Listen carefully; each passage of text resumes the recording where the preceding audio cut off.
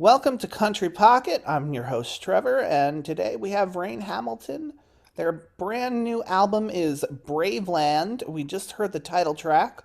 It's sort of a prayer to the spirits within and the nature surrounding. Raine, tell me about your spirituality and how the natural world influences it. Oh, right on. I experience life in a really spiritual way, and I have since I was a kid.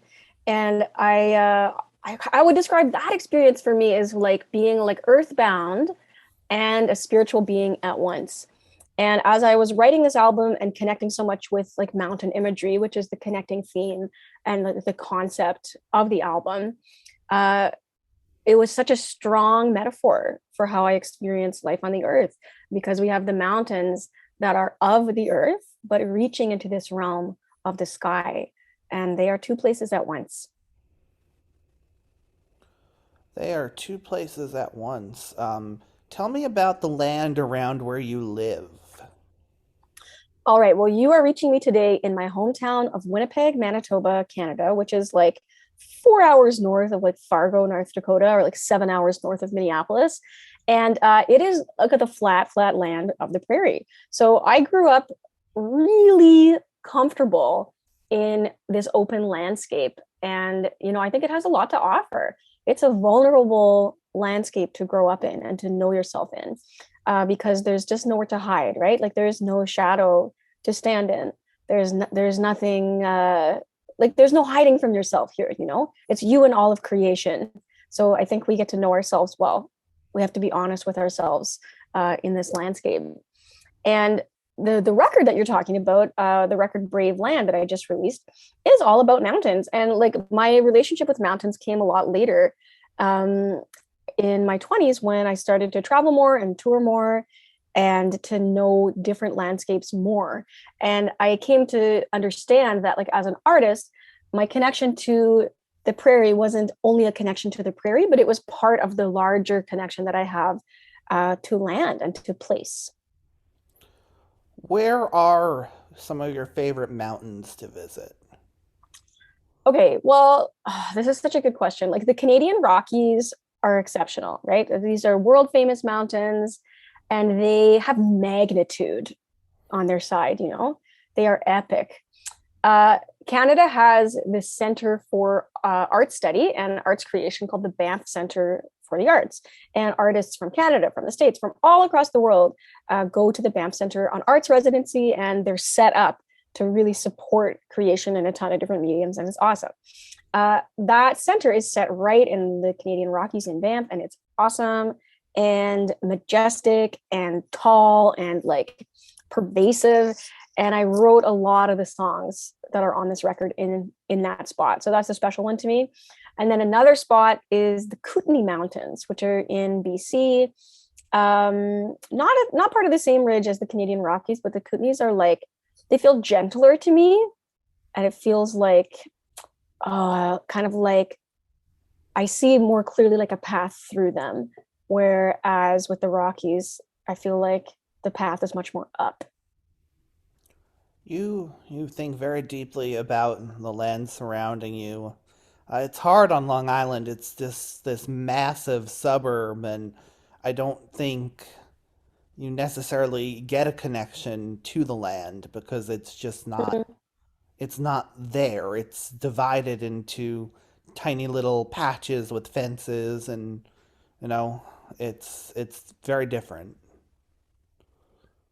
Yeah, I face that too here because I live in a city, and it's not as obvious, is it? The connection to the land or what is the like the vibe of the land in a space when it is so urbanized.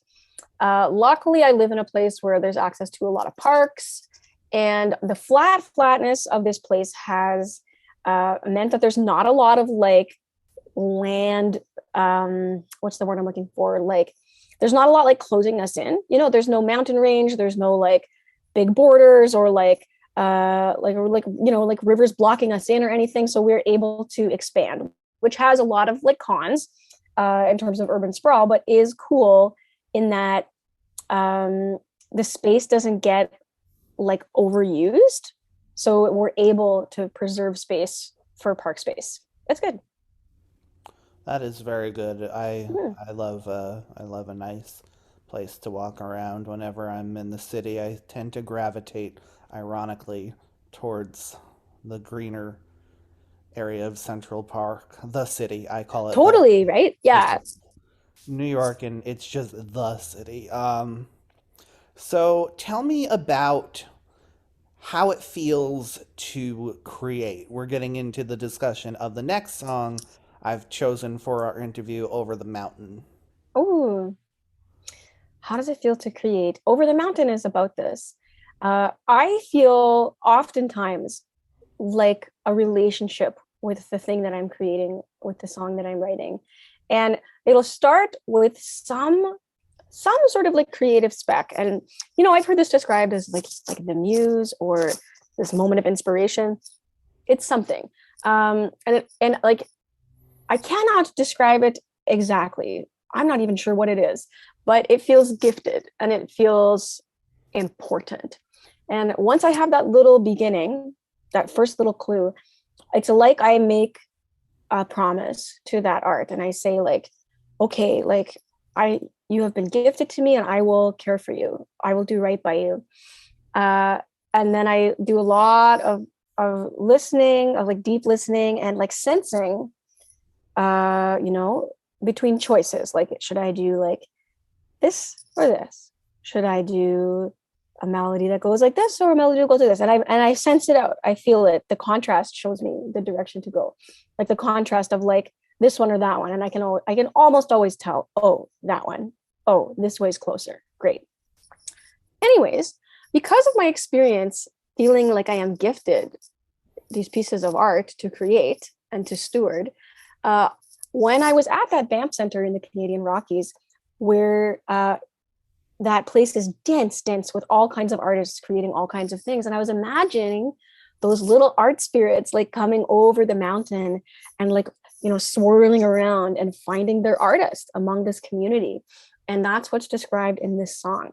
So we have like the written word coming in, we have inspiration of pottery, visual art, painting, music, it's all in there. And it also just seems to, tie you to this lineage of creativity and creation in itself. You're you're That's cool. there you're there in a place that's been sculpted, well, perhaps by tectonic plates and rivers and stuff like that, but you're right there in creation, creating. Yeah, that's true. All right, let's hear Over the Mountain. We'll be right back with Raine Hamilton.